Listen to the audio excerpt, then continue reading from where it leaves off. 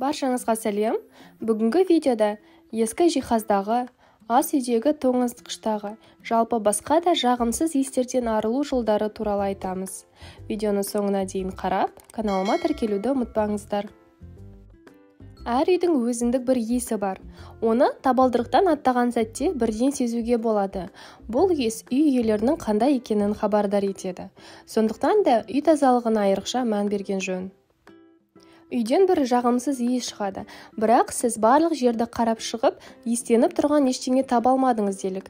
Олай болса, иіс түс қағаз, перде, кілем және жұмсақ жиһаздарға сіңіп қалған. Мұндай иіс көбіне ұзақ уақыт бойы жөндеу жұмыстары жүргізілмеген ескі үйлерден шығады. Сол себепті үйді жаңартуға тура келеді. Бірақ толықтай жөндеу жұмысын жүргізу оңай шаруа емес. Сондықтан алдымен төмендегідей тазарту әдісін пайдаланып көріңіз. Алдымен суға аздап хлор салып, үйдегі барлық жиһаз бен түсқағаз және еденді жуып шығыңыз. Жұмсақ жиһаздарды дымқыл поролонмен сүртіңіз. Кілемді шаң сорғышпен тазартпас бұрын, оған су бүркіп, аздап ас содасын сеуіп қойған дұрыс. Ол жағымсыз иістерден арылуға көмектеседі. Ал егер де сүт пісіріп жатып тасып кетсе не істейміз? Кейде пісіруге қойған сүт тасып кетіп, үйдің іші түтін болып кетеді. Күйіктің иісі көпке дейін білініп тұрады. Осындай кезде есік пен терезені бірнеше сағатқа ашып қойып, желдету керек. Бірақ күйген иіс бірден жоғала қоймайды.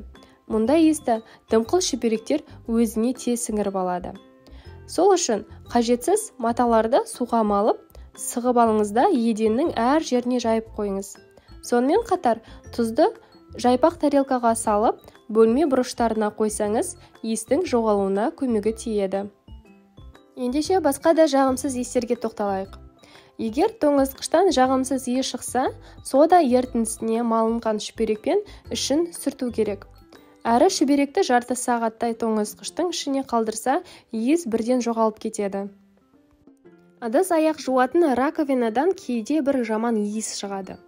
Бұл иісті кетіру үшін тұз, ас содасы мен сірке суының әрқайсысынан бір ас қасықтан алып, оған жарты литр қайнаған су құйып, жатар кезде осы ерітіндіні раковинаға құйыңыз. Осылайша бір ай бойы раковинаны шайып отырсаңыз, ондағы жағымсыз иіс жоғалады.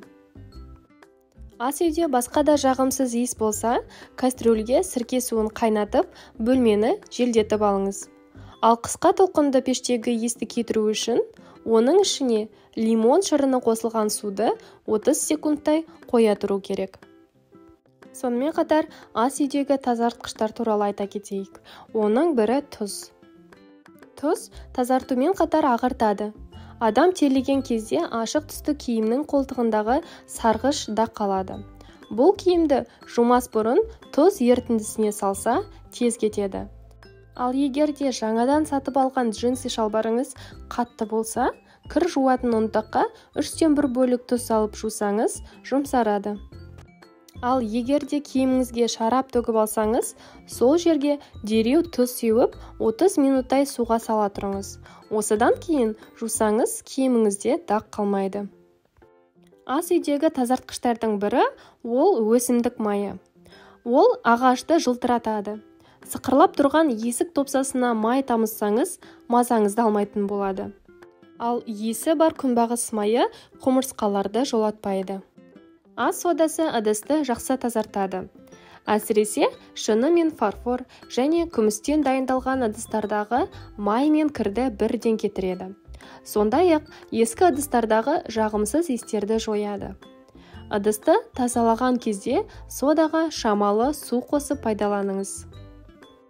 Күмістен жасалған қасық, шанышқыларды тазарту үшін түбіне фольга қағазы төселген кастрюльге салып, үстіне ыстық су құйып жарты стакан ас содасын қосыңыз. Осындай тазартудан кейін қасық пен шанышқылар бұрынғы қалпына келіп жарқырап шығады. Ал ескі жиһаздағы жағымсыз иісті кетіру үшін оның үстіне құрғақ ас содасын сеуіп қойыңыз. 1-2 сағаттан соң шаң сорғышпен сорып алыңыз. Ал апельсиннің кептірілген қабығы киімді күйе көбелектен сақтайтынын білдіңіз бе? Лимон шырыны қандай да бір заттың бетіндегі майлы кірді ертіп тазартады. Ол үшін жаңадан сығылған лимон шырынын сол жерге жағып, жарты сағатқа қоя тұру керек. Содан соң оның үстіне ас содасын қосып, сүртсеңіз, майлы кір бірден кетеді. Ал сарғайып кеткен ақ түсті киімдерді лимон тілімдері қосылған ыстық суға сала тұрсаңыз, ағарып шығады. Құрметті көрермен, ал сіз жағымсыз иістерден қалай арыласыз? Келесі жолы каналымда қандай видео көргіңіз келеді? Астына комментарий бөліміне жаза кетіңіз. Келесі кездескенше сау болыңыздар.